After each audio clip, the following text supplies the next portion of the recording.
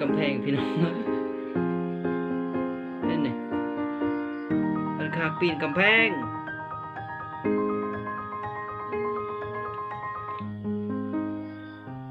ไปเคยเห็นกันคากปีนกำแพงไปชิดหอดหลังคาเลย ไปชิฮอดแล้วพุ่นโอ้โหกำแพงห้องน้ำมันปีนขึ้นมาทะลุพี่น้องใหญ่นะคากอะไรเนาะโอ้พระเอกตัวใหญ่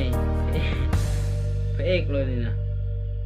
โอ้บ่เคยเห็นเนาะคันคากปีนกำแพงหาก็เคยเห็นเนี่ย